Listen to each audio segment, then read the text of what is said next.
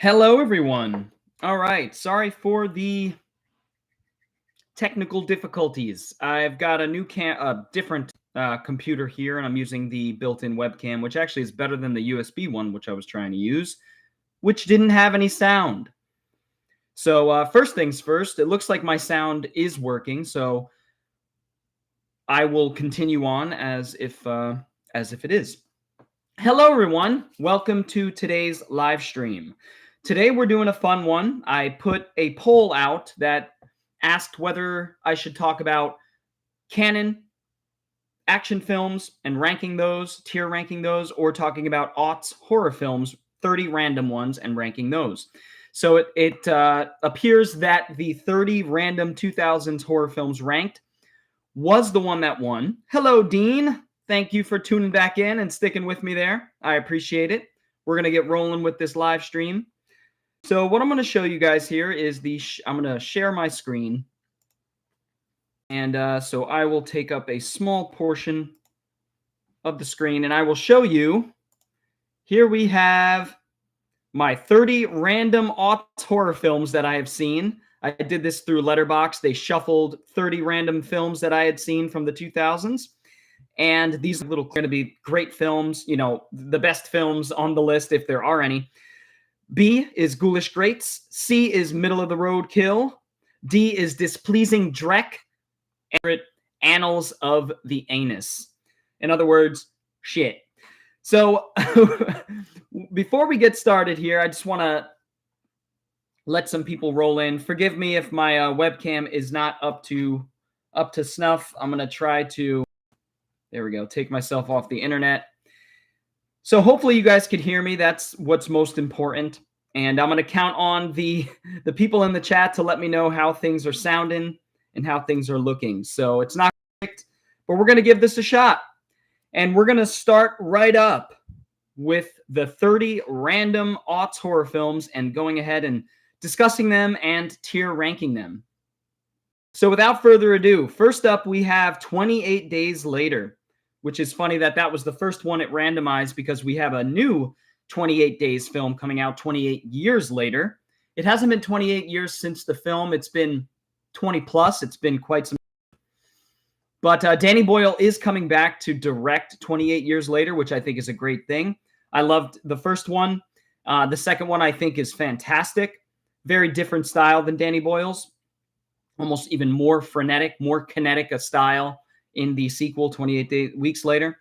But 28 Weeks Later is not on this 30 random aughts horror film. So we're going to do 28 Days Later, and honestly, that's got to be a damn near masterpiece. Everything about it, from the opening sequence in London, where Danny Boyle actually got London to shut down for like 30 minutes, and he filmed the hell out of a desolate London with papers flying by, and a very dystopic scene when our main character, played by Cillian Murphy, wakes up and notices he's the only one in the city. Very effective, very good scene. And this one, honestly, the first half of this film is very different than the second half. The first half is sort of the audience figuring out what's going on. Our main character meeting some of the other main characters that he ends up going on a journey with to get to some sort of safe haven, or they think is a safe haven. And yeah, it's got poignancy. A lot of the characters you really feel for, and when they meet their demise, it's a visceral gut punch. And it holds up really well. My favorite side character being Brendan Gleeson. I think his character has a great character arc where he's kind of standoffish at the beginning, but you grow to love him in sort of a teddy bear type of way. And I do think that 28 Days Later is a fantastic masterpiece of a film. I don't know if I'd give it a 5, but I'd give it a 4.5. The second half of this film is crazy. It just gets like flashing red lights and chaos and these crazy action sequences with muzzle flashes, and just such a great film. And it's all about humans mucking around with science and then something getting loose and destroying everything. So very prescient in a lot of ways as well. So, all right. So that's 28 Days Later. That's going in the top tier. I got to be honest. That's one of the best. Next up, we have a film by Frank Henenlotter, one of his more underappreciated or underseen films. This was one of the last films he did, if not the last. And it's called Bad Biology. This is a film, maybe we could get like a...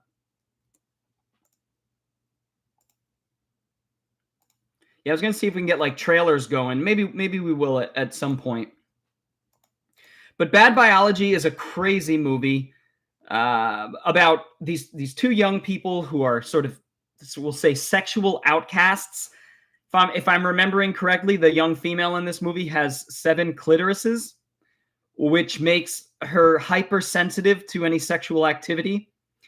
She meets this guy with a mutant penis, I guess.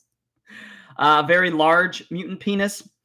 And both of them, can't find somebody to have sex with because they have such unique biological deformities or transgressions, we'll say. And it's a romance. It's a completely over the top and weird, surreal, stale dialogue, weird atmosphere. Makes you cringe with like chagrin because of all the sexual...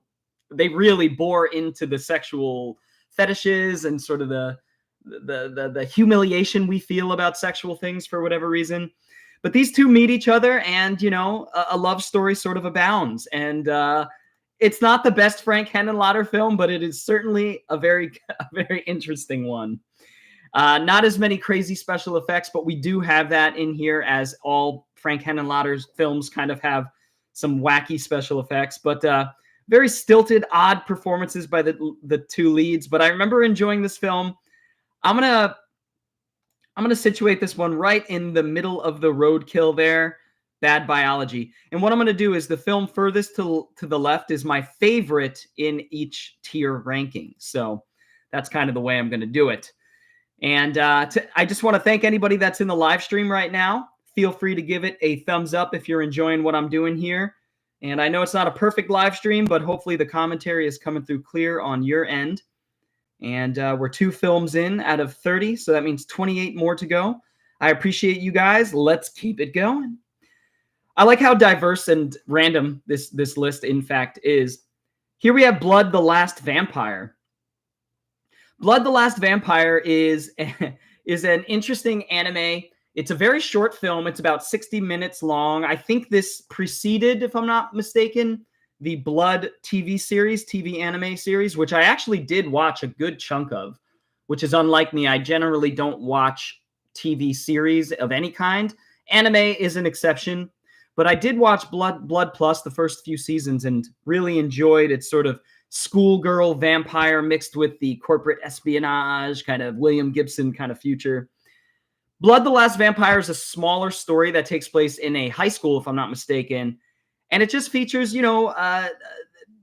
vampires in a school kind of setting, and this young female vampire chopping them up in glorious, gory fashion. It's a really fun movie for what it is. It's I would consider it an OVA, technically, because it's short and it's kind of a one-off. Sorry, guys, drinking my coffee and my water. I'm double fisting my drinks here. That didn't sound good. But Blood the Last Vampire is a great little romp, great little anime action romp that I can't recommend enough. I actually think it's better than the show. I think the show is like a 3.5 out of 5, where the OVA, the little short animated film, is a little bit better. And so I'm going to put that in B for ghoulish treats. And here, maybe we could get like a trailer thing popping up. Let's see. Nah, you know what? They're probably going to demonetize me if I do something like that, so I'm not even going to bother. All right. Unfortunately, I don't see too many people in the chat room right now. I was hoping that we could get a nice discussion going, but what are your thoughts on some of these, Dean? Have you seen any of the films I've talked about thus far? Oh, here comes the doozy. Bloody Murder. Bloody Murder, I actually wrote, I think I wrote some notes for at some point, because I was going to do like one of my old classic riff reviews for it. And let me see if I have any of those notes. Bloody Murder. Here are some of my notes I'll share with you. It's got a carbon copy of an old man who tries to warn the kids away. So it's got all the like the tropes and everything. Biggest Friday ripoff ever. Doesn't even try to hide it. I've seen worse no budget films. Dialogue that you hold your breath through, then let out a subdued, uncomfortable chuckle due to the awkwardness. Alzheimer's jokes, which are always in good taste. Do you mind if Do you mind if I check my email with a line in the movie? There's even a character named Jason. What a waste of Ritz crack. 18-year-old teenagers. Why specify that they're teenagers? We got it from the age 18. And it goes on and on. I have all these crazy, the stupidest obstacle course ever. I have all these funny notes about Bloody Murder. But what can I say? Bloody Murder is a Friday the 13th ripoff from the early 2000s. I want to say the year 2000, if I'm not mistaken.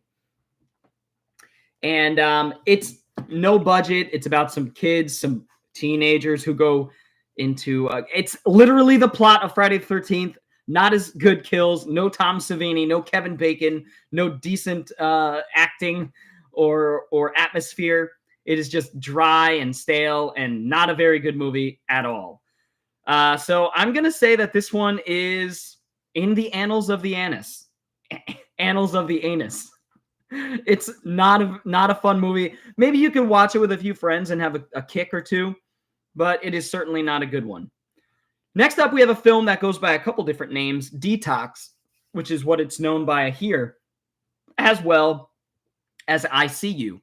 This is notable to me because it's pretty much the only Sylvester Stallone horror film, or what could pass as a horror film.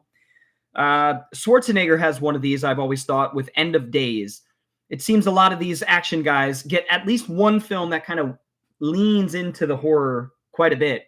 Now, Detox, I would say, is more of a slasher, if anything. It's more like an Agatha Christie kind of 10 Little Indians, Orient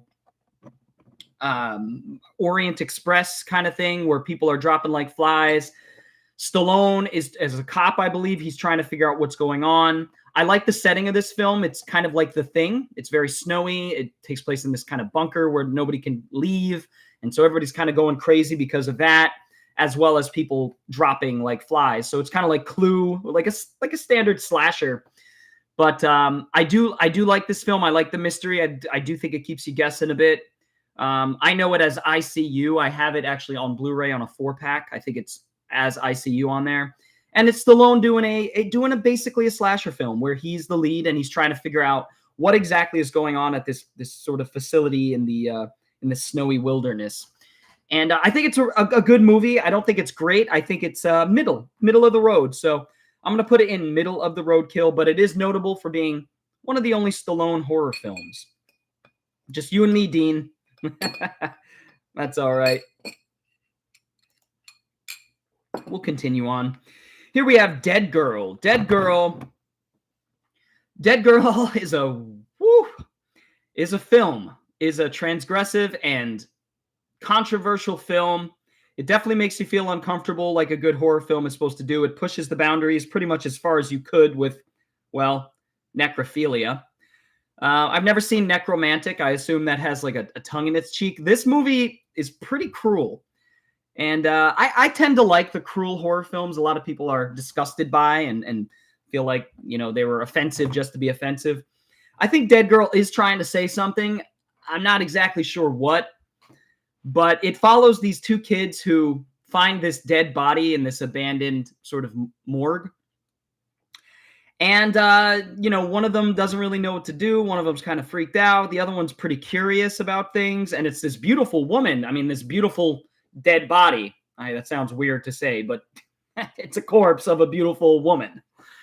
And doesn't look like she's been dead for too long. And so one of the young men starts, sexually experimenting with her, with this corpse. And I don't want to go into it too much, but it does have some twists and turns. It does have a surprise, a twist there that I won't talk about. But Dead Girl is an interesting film. Let's see. What other films did the director of Dead Girl actually do?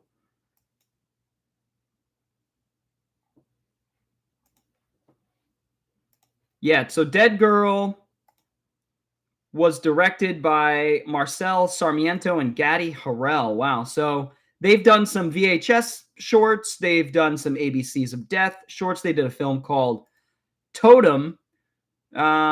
Gadi Harrell. I wonder if Gadi, Gadi Harrell, is a female. I would be interested to find out if a guy and a girl wrote this film, or a guy. It seems like a film guys would have written, but it does have.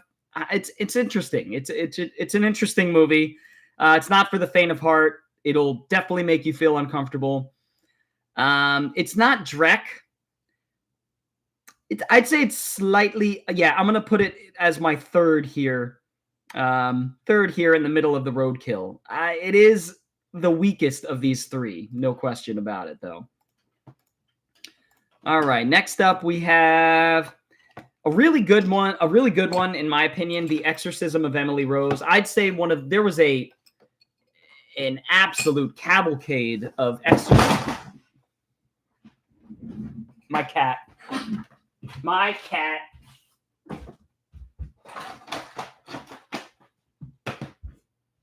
Okay, my cat has resorted to just knocking shit over because he's hungry, and I don't play that shit, so I threw him off the table nicely.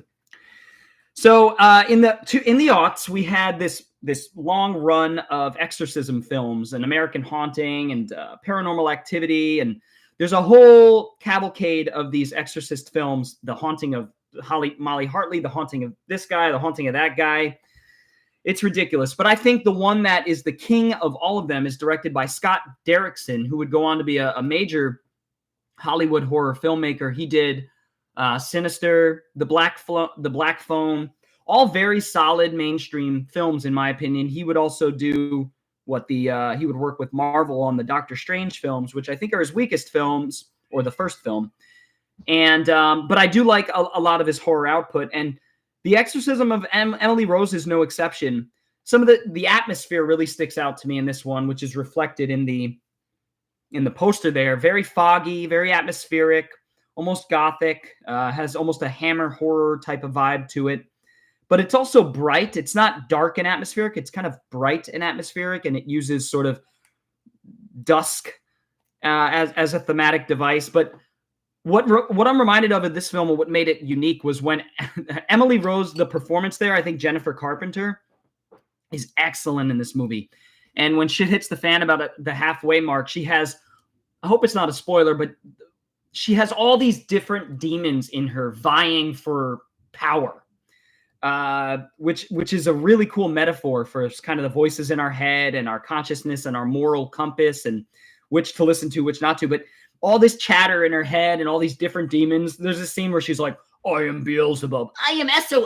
I am Wololomorshua. And then she's doing all these voices of these demons that are like speaking through her. It's nutty. And it's awesome. I think she does a phenomenal job. Let me just verify that it was.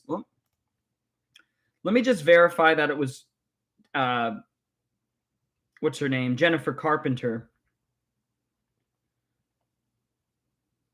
Yeah, Jennifer Carpenter plays Emily Rose, and Laura Linney, Tom Wilkinson. That's right. A lot of great supporting cast too, some veteran actors. I'm going to say that this one is real close to being a masterpiece, or a macabre masterpiece, but I'm going to put it in ghoulish greats. I do like this one slightly better than Blood, so we'll put it right above it. All right, moving on. We've got Final Destination 2 is the next randomized 2000s horror movie that Letterboxd spit out for me.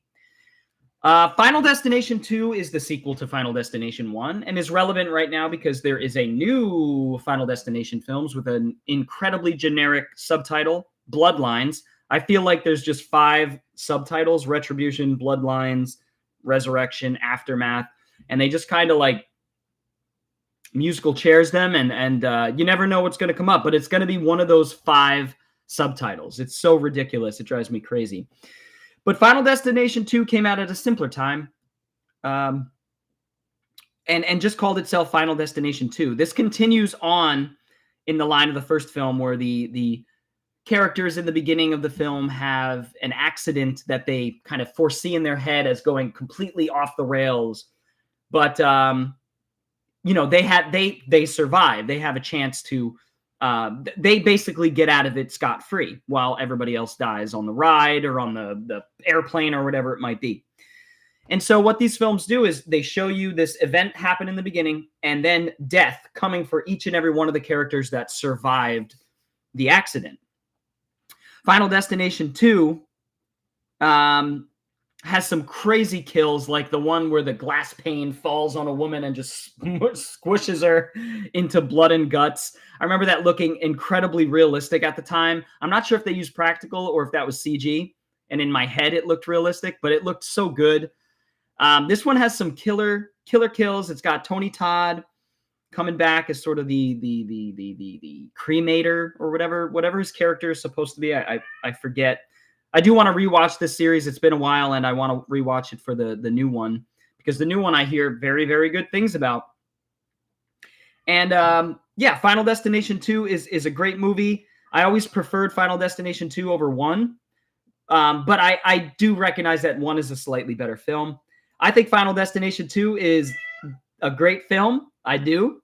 It's not middle of the road for me. It's like a 3.5 out of 5. So I'm going to put it right there. Final Destination 2. I want to get just real quick. I want to see. Yeah, David R. Ellis directed Final Destination 2. He also did the Snakes on a Plane. He also did another Final Destination film.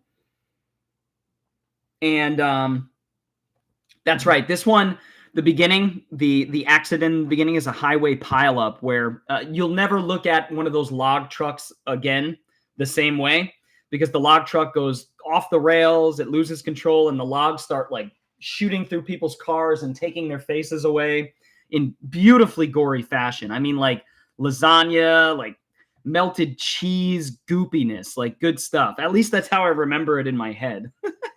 But all right, so moving right along, we've got Pontypool. Now, Pontypool, I have to look this one up to kind of refresh my memories on this one because I remember Pontypool. I'll remember what I remember. I'll say what I remember about it. It's about an older radio host who is reporting on some sort of apocalyptic event that is taking place outside of his studio. The whole movie takes place in the studio, and things start going off the rails, and it's kind of like, I'll say zombie-ish. There's kind of something in the air. There's something going on in the air. I'm trying not to give away too much. It says, when disc jockey Grant Mazzy reports to his basement radio station in Pontypool, he thinks it's just another day at work. When he hears a report of a virus that turns people into zombies, he barricades himself on the radio and tries to figure out a way. It tries to figure out what the hell is happening. Stephen McCaddy plays this disc jockey, and he does a really good job. He's the centerpiece of the film. Without him, it doesn't really work. And he puts in a good performance. And I like these bottle movies. I like these movies that take place in one area and really get you to think, make you feel claustrophobic, make your imagination run wild about what could possibly be going on outside. And this one has a good atmosphere, despite it taking place in one area. And I don't know. I enjoy this one. I think it's a good one. I haven't seen it in many, many years. So I'm going to say this is middle of the road. Probably out of all of these, I'd put it right under Bad Biology, which I like Bad Biology because I'm a big Henenlotter fan. So, all right, moving along. We are getting right through it here, guys. We have a cool little film. I want to say it's written by David Twohy and Darren Aronofsky, if I'm not mistaken, which is quite the writing team. It's also directed by David Twohy. Nope. Okay, so yeah, writers Aronofsky and David Twohy. David Twohy, you would know from the Riddick film. So he did Pitch Black, Riddick, all the Riddick films, and he's working on a new Riddick film now, which I'm excited for. I like his films. They're very pulpy. They're very Robert E. Howard kind of feeling films, and I like the creation of Riddick as a character. Darren Aronofsky wrote this. This is one of his earlier scripts, coming off of Requiem for a Dream. A couple years after, or a year or two after Requiem for a Dream, he penned this little script for Hollywood for Below. And it's got Bruce Greenwood in a great role, a very solid cast in this one. The whole movie takes place in a World War II submarine. and it kind of blends a ghost story in with the maritime navigation, attacks that might be happening or might not be. Is it in the minds of the people in the sub? Are they going crazy? It's a very simple mystery film that gives you its scares through its atmosphere. Does not rely on jump scares, sort of things in the background. Very Kurosawa-like in some sense. Relies on blues, blacks, grays, and sort of the motion of the ocean to kind of give us the flow of the film. And I think the cast works together very well. It's got some twists and turns. It's very well written. I will say it is a little slow, and I find that it's not very exciting at points. The pacing is a little bit off. So with all that said, I'll put it in the middle of the road kill here, and I'm going to put it, I really dig the atmosphere of Below. I'm going to put it right below Pontypool. I think it's a good movie. Pontypool, by the way, I think is a Canadian horror film, if I'm not mistaken. So we have a Japanese horror film, Canadian horror film, English horror film. We got a few different things. So it's a nice little eclectic mix of horror. What's up, anybody who's in the chat? I'd love to know how you guys are doing. What some of your favorites on this randomized 2000s horror film list is. If you're watching this on the archive, feel free to leave a comment below. Hit that like button, hit the thumbs up. Helps me get exposure for these live streams, of which I apparently need right now because I have nobody in the chat. Here we got Killjoy. This is a film that I want to like more. The good news is this series actually gets better as it goes along. How many series with 4 or 5 films can you name that do that? I want to say Killjoy has 5 movies in it, and I've seen up to 3 and 4. Number 3 and 4 are very good. 3 is great. It's kind of like a Nightmare on Elm Street kind of ripoff, but it's a very well executed. 4 is even better. And I think there is even a 5th film, which is crazy for a franchise that not many people know about. So it says Killjoy 1, 2, 3, 4, 5. Yeah, so actually there's 6 films. So I've seen Killjoy 1, 2, 3, and Killjoy Goes to Hell. And then there's Killjoy Psycho Circus, and then Bunker of Blood, Killjoy's Carnage Caravan. Directed, and the good ones are directed by John Lachago. And I've seen 4 of them. So this one is for the first film, which has some good ideas. It's a slasher film with a cool, clownish, goofy slasher killer. But what sets this one apart is the fact that this takes place in an urban inner city. You know, it's got a diverse cast of characters, Hispanic, Black characters, which you don't see too often in slasher films, especially of this time. Takes place in an inner city, like I said, in the hood, and doesn't really do much to commentary on anything that's going on in the inner cities or anything like that. It's not very smart. It just uses that as a setting, which makes it does make it unique. And Killjoy, the character in this, has an urban bend, we'll say, a hip-hop vibe to him, which is lost actually as the series goes along, interestingly enough. Killjoy is not a good movie, but it is interesting and iconic in its own right. This came out in the early 2000s. I want to say in the year 2000. And it's an interesting film. Did Full Moon put that? I forget who put that out. Anyway, it's not a great movie. I'm going to put it in the first film to hit my displeasing Drek tier. So, what's up? What gave me the idea for this tier list? I don't know. It was just an idea I had randomly. I've been wanting to talk about aughts horror or canon. So those were the 2 poll things that I put out for people to vote on, and people voted for the horror. So I'm giving it a shot. I randomized 30 films on Letterboxd, and here we are approaching halfway through and talking about just random films from the aughts, of which I remember quite a bit from, surprisingly.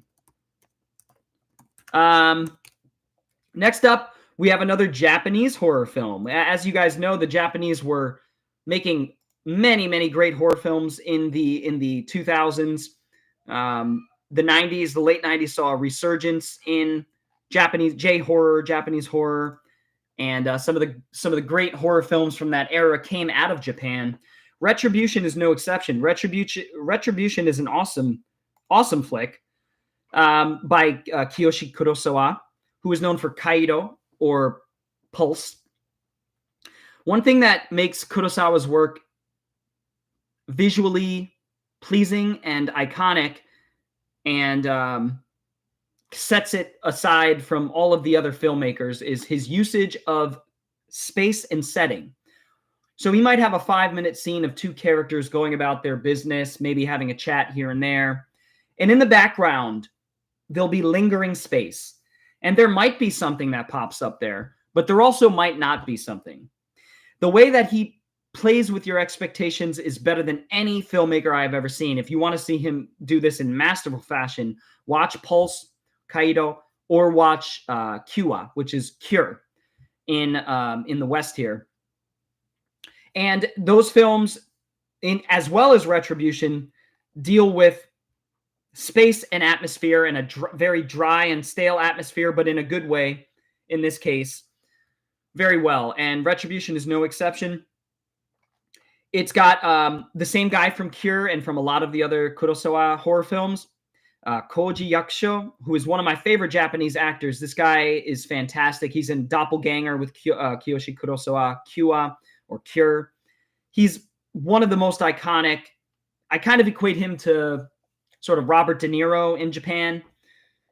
He just plays a lot of interesting roles, a lot of cops, a lot of psychologically tortured characters. And when him and Kurosawa team up, which they do often, even to this day, you know you're in for a treat. So Koji Yakusho and Kiyoshi Kurosawa, the director and writer, Koji Yakusho plays a police detective who is investigating this mysterious woman in a black dress that people are seeing, and has to do with a string of murders in Japan. And these things are taken very seriously in Japan, unlike in the West, because these things happen all the time. So it has a certain weight to it that Western police procedurals don't have, but it also has the eeriness of sort of a ghost story and an entity that is being spotted in this red dress. And whenever that is on screen, it has a very stark and poppy red to it, almost like The Sixth Sense.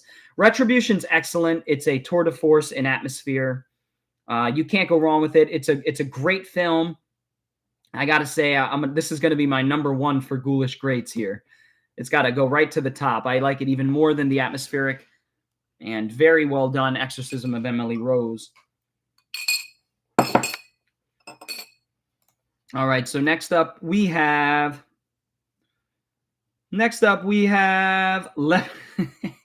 Leprechaun in the Hood, baby. Leprechaun in the Hood, which is the first of 2 Leprechaun in the Hood films. And the 5th or 6th list of Leprechaun films. I want to say it was 1, 2, 3, 4 is in space. It's number 5. I think In the Hood is number 5. And I got to be honest, it's definitely not one of my favorite Leprechaun films, that's for sure. I think Back to the Hood is even worse. It might be one of my least favorite Leprechaun films. I like 1, 2, and 3, and 4 in space more than I like In the Hood, which is a shame because I'm a hip hop guy. I grew up watching, the Hood dramas, the hip hop dramas, like Prison Song and even Boys to the Hood, going into that stuff. And Leprechaun in the Hood gathers up a couple rappers like Ice-T and, that kind of stuff, and follows a simple story of like some low-level gangsters finding the leprechaun's pot of gold, and then the leprechaun has to slice and dice and rhyme and kill off these characters one by one. It's about the same kind of things as the original Leprechaun films, greed, but you watch it for Warwick Davis going up against a very different diverse set of characters in this movie. And I don't know, hip hop was becoming popular at this time, and it behooved, I guess, studios to make these kinds of films, Leprechaun in the Hood, to appeal to a different demographic, which I'm sure it did in some ways. It definitely appealed to us, which we were all young hip hop punks. So Leprechaun in the Hood, I've seen many a time with many a different groups of friends going back to high school. Around the time when it came out, I was in 9th grade. And Back to the Hood's even worse. I'm going to put this in displeasing dreck, but it's slightly more enjoyable than Killzone, which is actually similar thematically, interestingly enough. Next up, we have an interesting little horror film by Robert De Niro, who did a few of these types of films. One I definitely recommend is called Hide and Seek, a very twisty-turny psychological thriller with a great performance by Robert De Niro. A lot of people say they saw the twist coming. I didn't when I first saw it.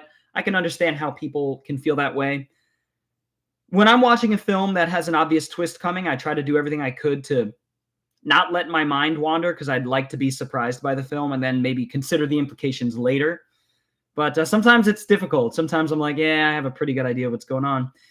Godsend plays with some interesting horror themes, dare I say even science fiction in some ways. It kind of blends science fiction with religious or spiritual horror.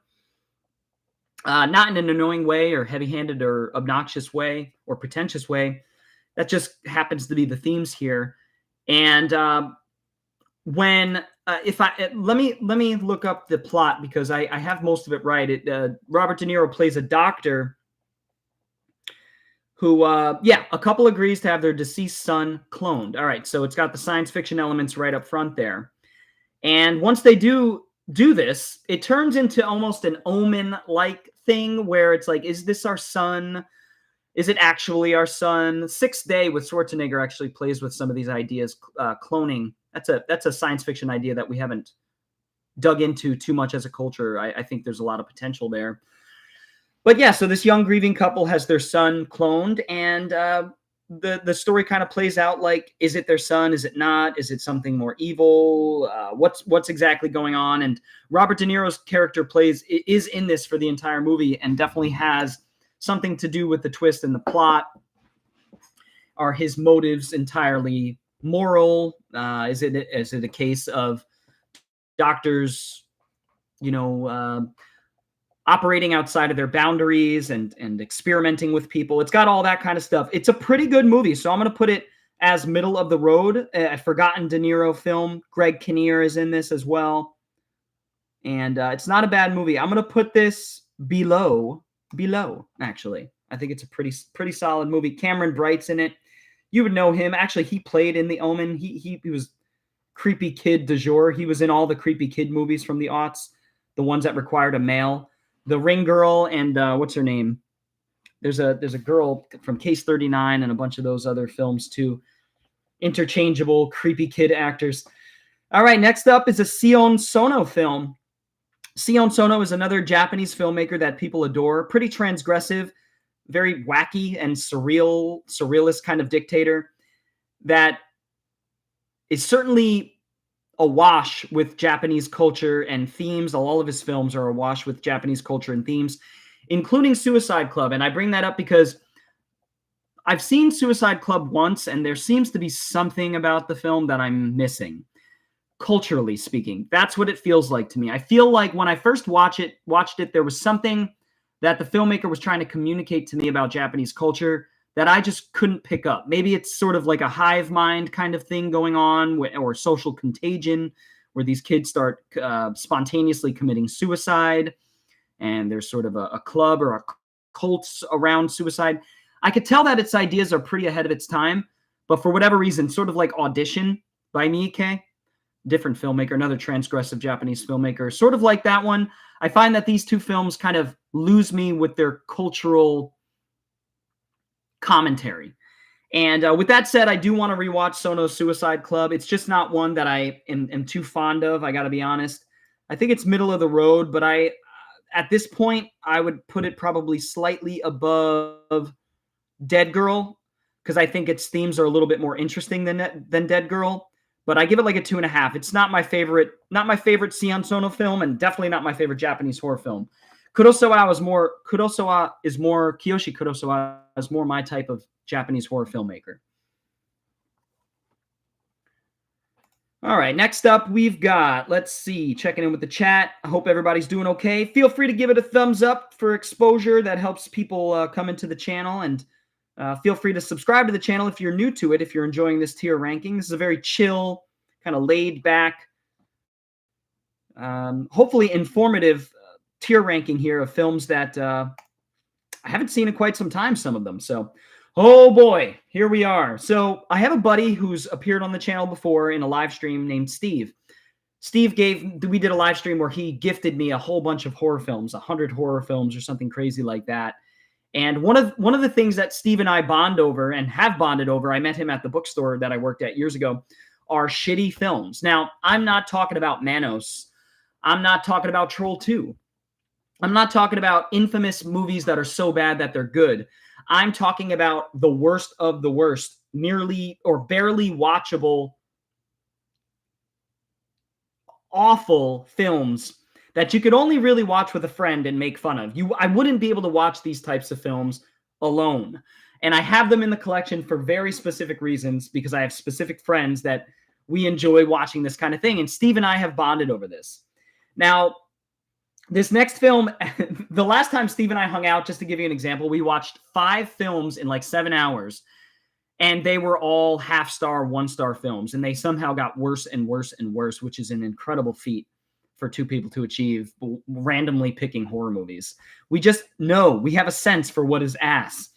Razor Teeth is no exception. Razor Teeth, I want to say the director of that one was actually somewhat known. Was it John? That's right. The Polonia brothers. The Polonia brothers make some of the worst movies ever. And Razor Teeth is, by golly, no exception. It's a brisk 70 minutes. It feels like it's 70 hours. These guys are known probably the most for Feeders from 96, which is not saying much. Razor Teeth is about just killer piranhas killing people sometimes here and there. They use the same shots of people dying a few times. Nothing happens in this film. I mean, fucking nothing. It is one of the worst movies I've ever seen in my life.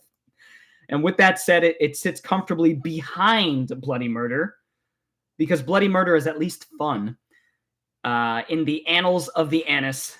I can't say the annals. I'm going to say annals of the anus. How about that? Annals of the anus. Razor Teeth is the worst film that I've talked about thus far. No question about it. It's poo-poo. Next up, we go from one of the worst films ever made to one of the best horror films ever made, in my opinion. That is the Spanish film Rec, or Record. I never know how to categorize this, or I don't even know what the title is. I guess the title is Rec. People know it as Rec or Record. It's so funny. One of my favorite films of all time. I don't know how to pronounce it because it's such a quirky title. People know what it means when they see it, but articulating it or saying it out loud is kind of strange. So with that said, this film is directed by Jaume Balaguero. And what's the other filmmaker's name? I want to make sure I get that right.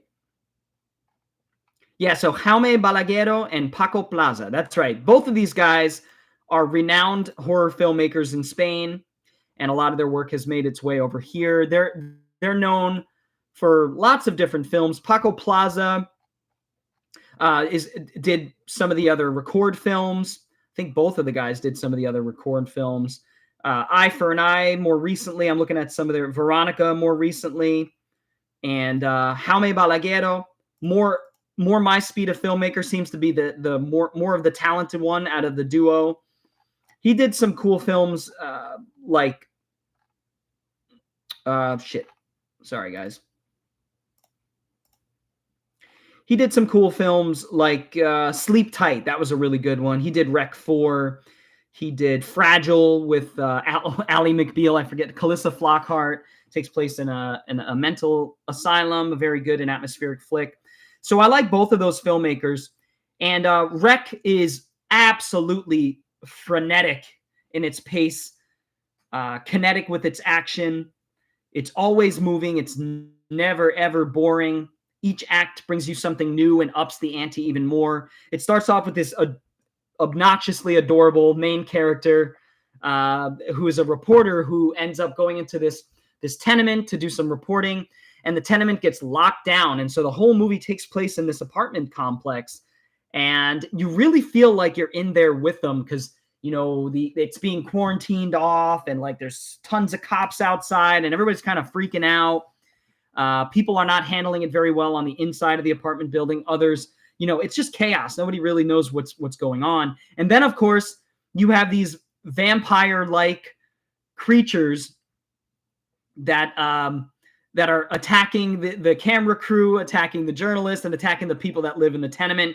And they have to team up to try to figure out what the fuck is going on. It is a found footage film. It's one of the best found footage films ever made. If you are weary about found footage or just really haven't seen any that make you feel or terrify you or frighten you, this one certainly will. This one has scenes that just clench your booty hole. I swear, man. Scenes that will never, ever leave you, like the one with the hallway and the cameraman looking at this creature at the end of the hallway, and the creature starts running. It's a lot of found footage tropes, but it uses them before a lot of films would do so, and it uses them in a very effective way. Wreck is the best film on this list, so we, in a funny way, go from the worst film that I talked about today to the best film. And I can't get, there we go. And that is Wreck or Record, the Spanish horror found footage classic. Here we have, I know this is going to sound crazy to some people, but my favorite Miike film, that is One Missed Call. This is my favorite Miike film because it doesn't feel at all like a Miike film. I'm not a huge fan of Gozu. I'm not a huge fan of a lot of his Triad or his Yakuza films. I'm just not a huge fan of Miike as a filmmaker. I appreciate his transgressive style, his output. He has over 100 films. But for me, they're really hit or miss, and usually they're on the lower end of that scale. With that said, One Missed Call succeeds for me and is effective because it's really Miike doing a Western-style slasher inspired by, Western filmmakers, John Carpenter, what else? It's just it feels and is paced and structured like a Western horror film, slasher film. Argento. But what makes it unique is sort of that very Japanese perspective on technology and how these evil spirits are using technology to get through to young children. And a lot of films in Japan at this time deal with technology and the implications of it in really smart ways. This one doesn't do it in incredibly intelligent ways, admittedly. If you want to watch a film like that, watch Kaido or Pulse, Kiyoshi Kurosawa. His best film, his magnum opus, deals with isolation and loneliness and depression because of technology. One Missed Call just deals with young teenagers getting killed off after receiving a phone call or a voicemail on their phones, and and so the main character has to figure out what's happening based on those voicemails.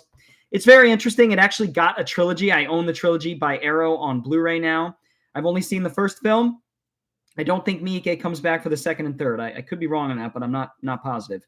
This is a great little slasher film. It's not the best, but I think it's a very good one. I will put it ahead of Final Destination 2, though. So there you go. All right. Next up, we have Poultrygeist. Poultrygeist is an absolute classic of a horror musical, if you will.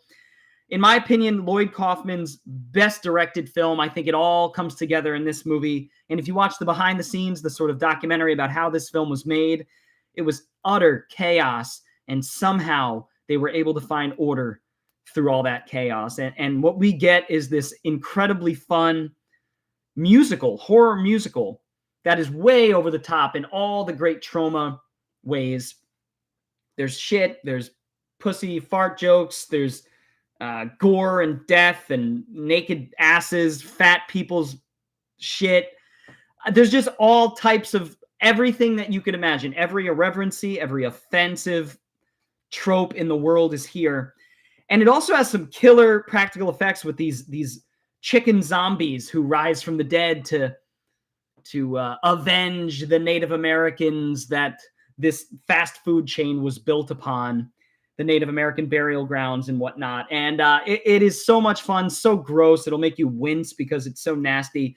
Kaufman is at the top of his game here. Maniacal filmmaker Lloyd Kaufman was in his prime, and I consider this his prime. And the musical numbers are few and far between. There's actually more packed into the first half than there is in the second half. When shit hits the fan, it just goes off the rails completely and gory, and it's so much fun. Such a great film. Off the rails in a good way. But the music here is great. I only remember a couple of the songs, but they don't overstay their welcome, and there's not too many songs. So I love that in a musical. This is an absolute macabre masterpiece. I can't, in good faith, put it above 28 Days Later and Wreck. But boy, oh boy, do I have fun with Poultrygeist, and I absolutely love my Blu-ray of it. Next up, we have a great underrated monster flick with a monster that is so inventive and so creative and unique. You'll never see something like it again, and we've yet to see something like it since or before, frankly. And let me get some info on this because it has been a while. Splinter was directed by somebody that I am aware of. Yeah, Splinter was directed by Toby Wilkins. I always love the cover of that one. Toby Wilkins. That's right. Shea Wiggum is in this, the character actor who pops up in all sorts of things these days. This film was not well received at the time, but quickly gained a cult following. And let's see, the director has done a bunch of TV. He did The Grudge 3 here in America after Splinter. So he really hasn't done too much. Teen Wolf, the TV show. Okay, so he is working, well, he worked on TV for some time, and it looks like he's an editor. Splinter, how can I say, is a monster flick that takes place in one place, so kind of a bottle film, takes place at a gas station overnight with a few characters who really carry the film well. A female character, her husband or boyfriend, and then a sort of kind of convict, ex-convict kind of character who's kind of a loose cannon. You don't really know where he's coming from, but they have to team up to take down this incredibly cool monster that is a shapeshifter, but it kind of splinters in all sorts of weird ways and shape shifts and is kind of an amorphous blob of, like, I don't even know how to describe it. It again, like, here's the if you look at the cover here, that's the monster, and it kind of shape shifts, and it's such a strange creature that I don't think we've ever seen replicated. I suppose that what you can compare it to is like the Blob. It's like a take on the Blob. If the Blob could do all these splinters and create knives and spikes and all those sorts of things. The plot on IMDb says, trapped in an isolated gas station by a voracious splinter parasite. There you go. That's a good way to put it. It infects you and takes you over. And it's still living victims into deadly hosts. So it's almost like that fungus that takes over ants and insects and turns them into zombies, kind of. It's sort of like that. So it's a parasite, but the way that the parasite behaves is totally unique visually. And yeah, it's just about these characters trying to kill this fucking thing, this blob-like parasite thing. And that's all you need to know. Super fun film, never boring, great pace. I'm going to put this up there in ghoulish greats, and it's certainly one of the better ones out of this tier ranking. I'm going to put it right above Exorcism of Emily Rose. All right. We're approaching about an hour here. I hope you guys are enjoying this live stream. Feel free to give it a thumbs up, whether you're watching it on the live stream or on the archive replay.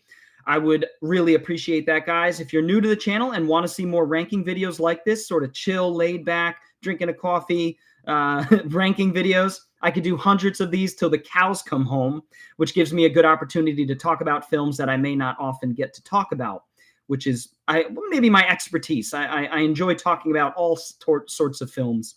So feel free to give me a subscribe if you're new to the channel. Hit the little bell for notifications. And, of course, the thumbs up if you're enjoying this.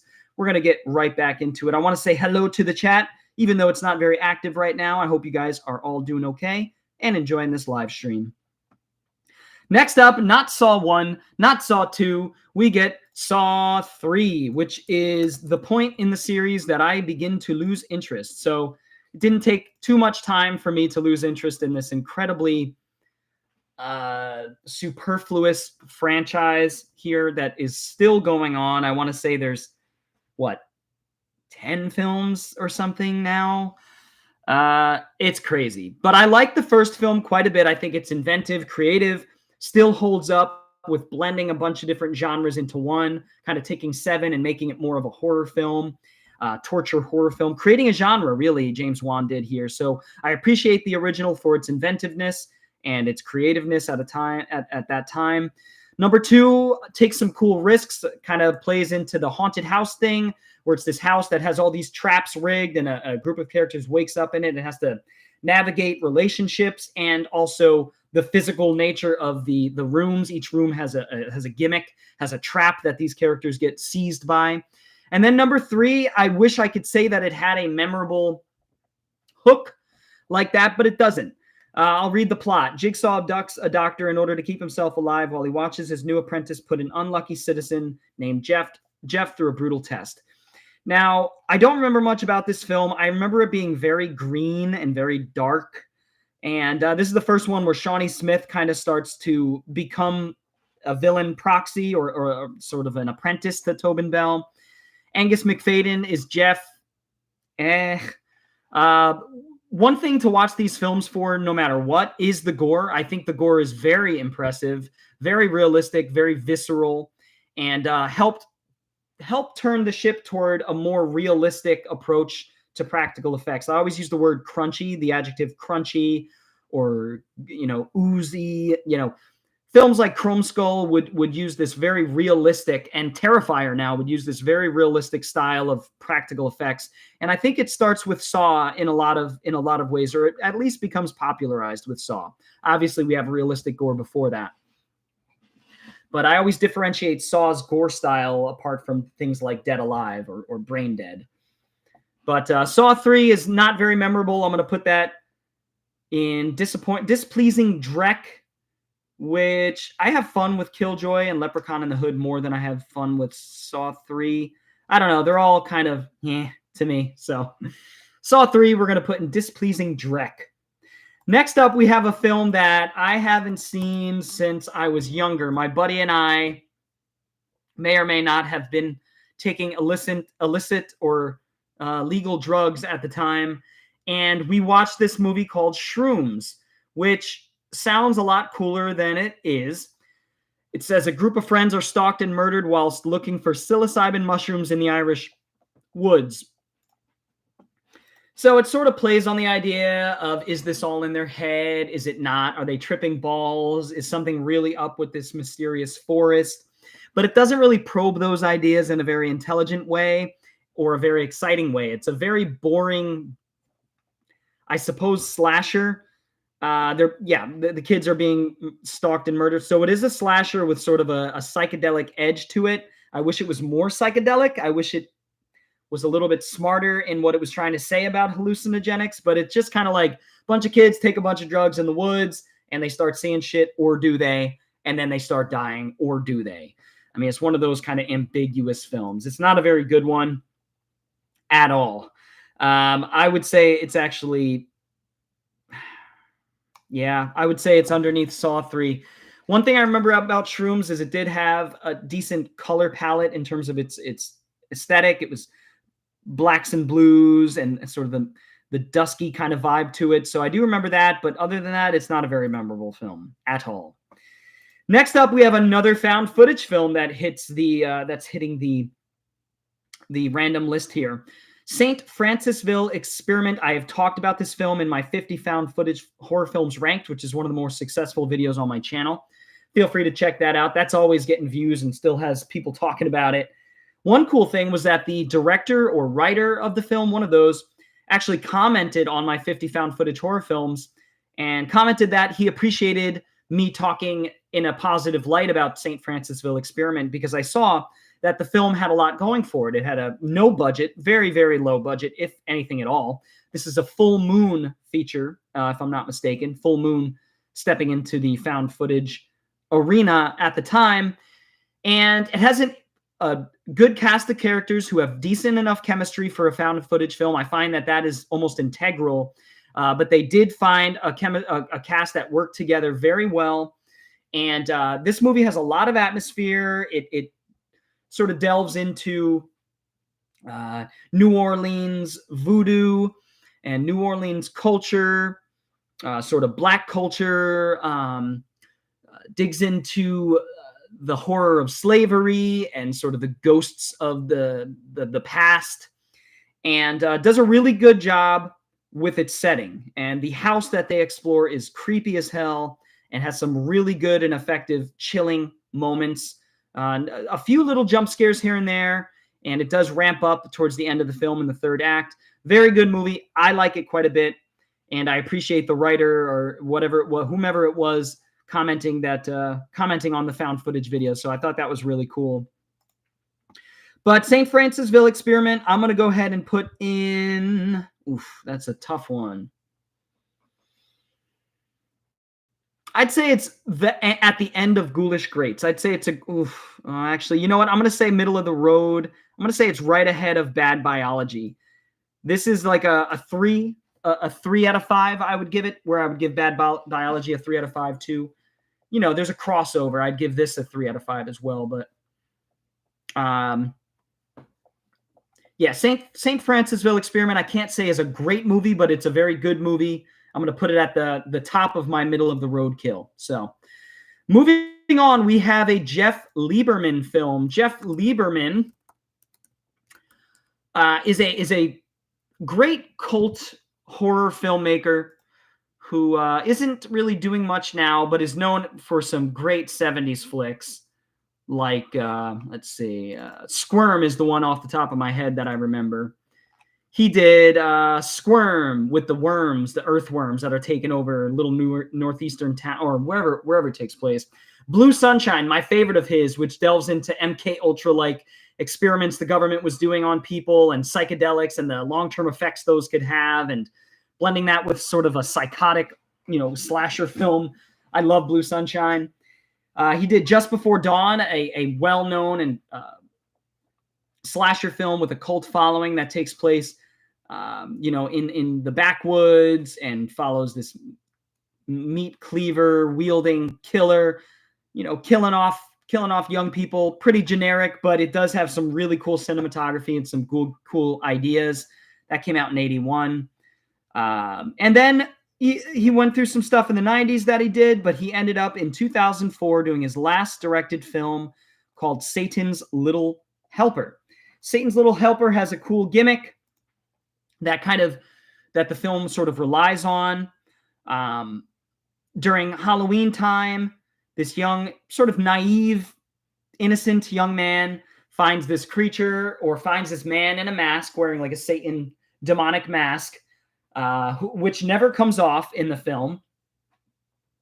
And the young boy grows a friendship with this masked character who is silent and doesn't say anything, but just kind of, I don't remember him saying anything, but just kind of is there for the boy and sort of leading the boy down certain dark paths, and really messing with the audience and its expectations. And you really feel for this little innocent, dare I say, autistic young boy who is lonely and really grows an attachment to this masked character. Or is he masked? Is this actually his face? Is this a demon? It's got a very iconic mask that you could see here in this character, and I think it's really cool, and keeps you guessing along the way. I think it's a good film. So Jeff Lieberman does Satan's Little Helper, his last horror flick ever directed.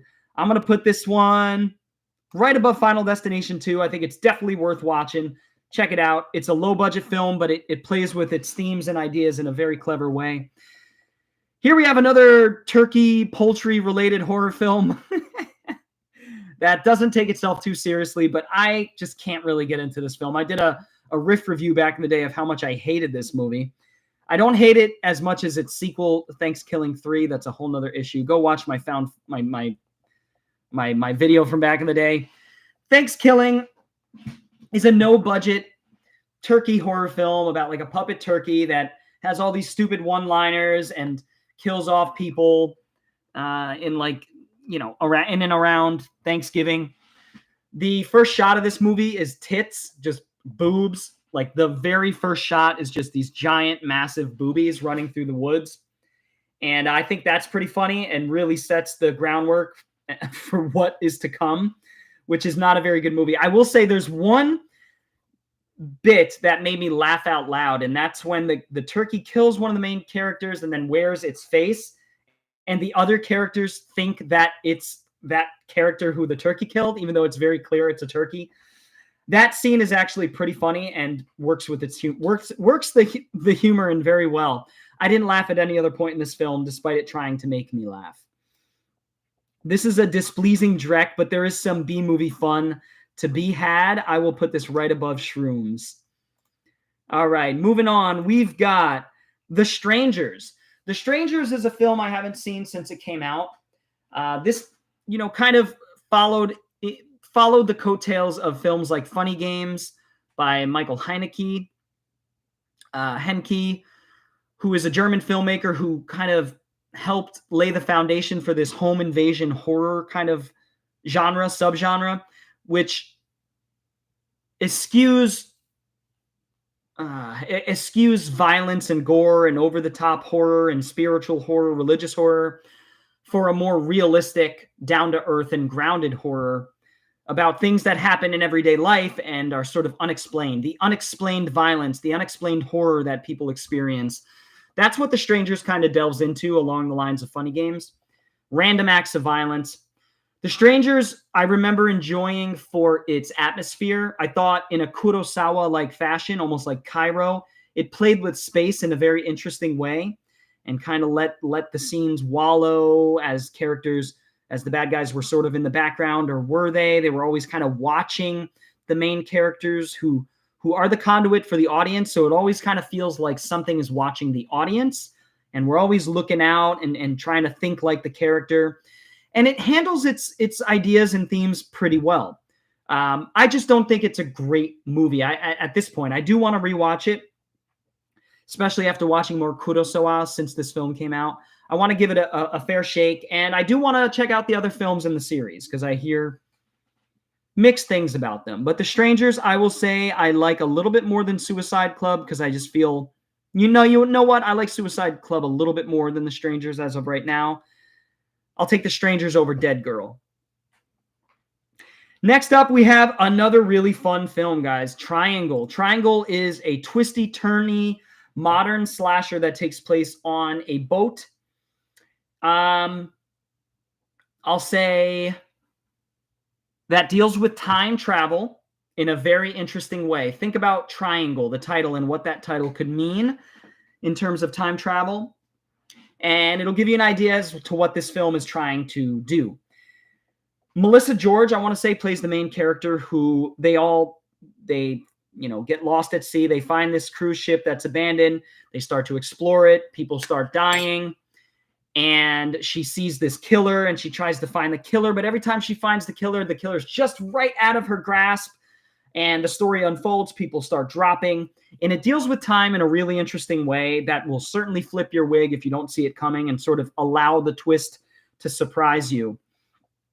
Triangle is a great slasher film. Is a great slasher film.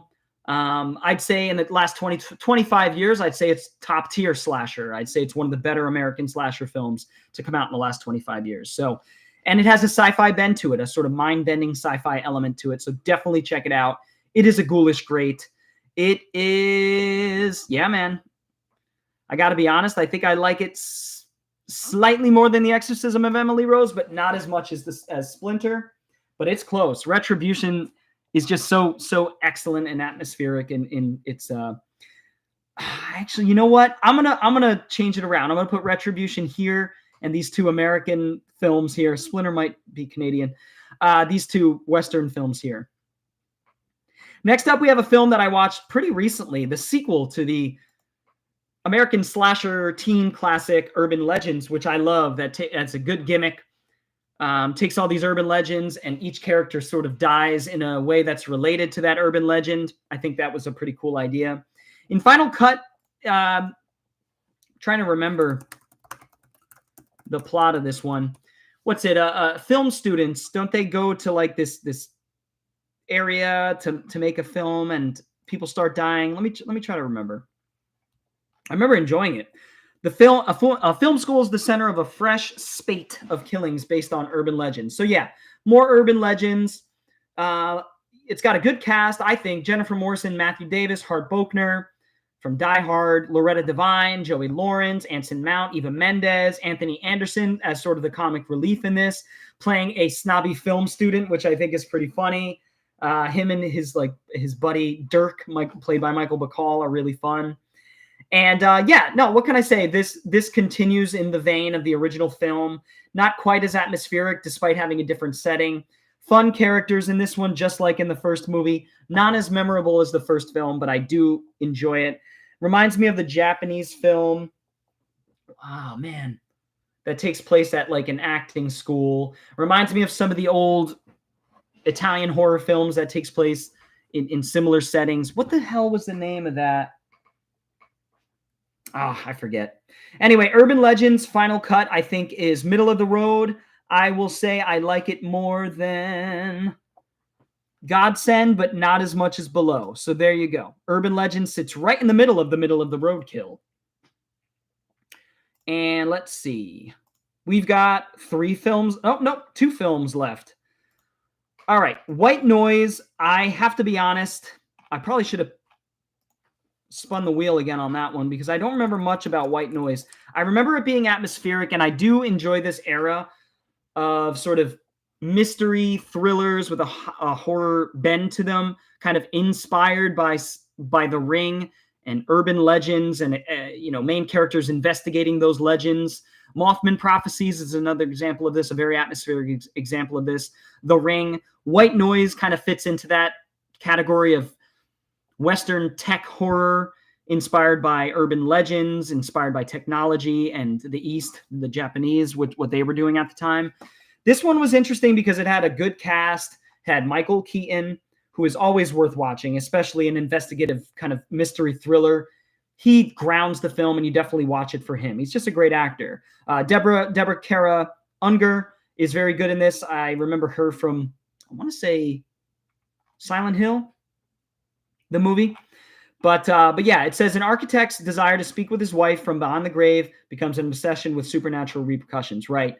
And he sort of hears or sees or senses his wife through the white noise of the television, the snowy sort of white noise. And that always had an enigmatic and mysterious sort of aura around it as a kid growing up in that era where, you just had static.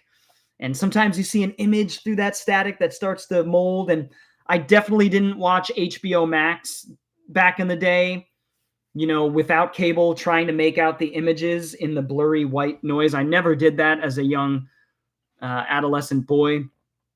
It was different times back then. But that is what I remember about White Noise. I remember the atmosphere and enjoying it. I'm going to put it, I need to rewatch this, and I know it has a sequel now too, but I'm going to put this right above Urban Legends because I do remember enjoying it for Michael Keaton's performance and for the sort of technological aspect of it and the mystery aspect of it as to what's kind of going on here. I do prefer Mothman Prophecies and The from this decade, but obviously I prefer Ringu, and the original Ring movies over the American ones. But last but not least, we have Wrong Turn, and I have to do a little bit of research real quick to remember how many Wrong Turn films there are. Geez, are there 6, 7? And there's a series. Okay, so there's 7 Wrong Turn films and a series that came out in 2022. Jesus. But Wrong Turn, I remember because it's a very simple slasher film about stupid, beautiful young people going out to the middle of the woods and into the country and getting in way over their heads, sort of fish out of water. And these dudes start getting hunted by this group of cannibals. We'll say inbred cannibals, and captured and tortured or killed in very gross and practical effect ways. This has good kills, good gore, good performances by the lead characters, and I like Eliza Dushku. She's a nice final girl, beautiful to look at, spunky. Kicks a little bit of butt. She's got the physicality. She's got the looks. She's awesome. She was awesome at this time. I had a huge crush on Eliza Dushku. Wrong Turn is a great little movie. I can't say I've seen any of the 6 or 7 sequels, or including the TV show, but I could say that Wrong Turn kind of takes Deliverance, mixes it with I Know What You Did Last Summer, and brings us a modern slasher, maybe not classic, but a very good one, a very memorable one that spawned an entire franchise. So I like this one. I'm going to put this one in the middle of the road, but above below. Yeah, I'm going to put it above below because I think it has some good gore, some good suspense of her hiding from some of the inbred cannibals, and it's a really fun film. And hey, maybe the rest of the series is fun. I have to check those out at some point. All right, guys. Well, that's going to do it for this tier ranking. I'll let you guys take a look at the way it finally laid out there. I hope you guys enjoyed this. We didn't have too much action going on in the chat today, but that's okay. I'm assuming people will watch this on the rebound, on the archive. And as always, I appreciate everyone that checked in on the live stream, everyone that watched me place all these tier rankings for these randomized 2000s horror films I've seen. I had a really fun time doing this, honestly. And since the chat wasn't going too crazy today, I was able to really dig into my thoughts and articulate how I felt about these films and some of my memories and some of the history of these films and the directors and all that. You know how I like to do. I like to give a full spectrum look at the films I'm talking about.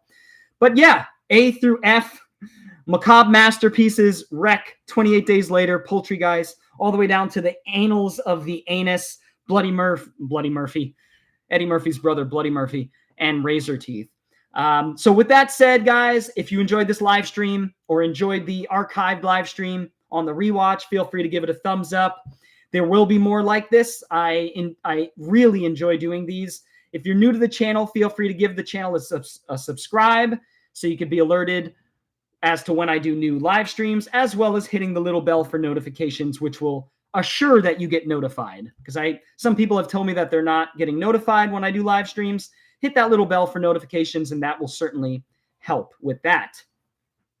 I also have a patreon.com/TheBoredCyborg, which has a few members, and I appreciate that. Thank you very much. Feel free to donate to the Patreon if you'd like to support the channel financially. Or doing super chats while live streams are going on helps quite a bit too. I really appreciate that. Either way, I'm going to continue doing these live streams. I had a blast today. I love all you guys. Thank you so much for checking out this live stream, and welcome to anybody new who's just checking in for the first time. Until next time, guys, I will see you all next time. Bored Cyborg is out. Peace.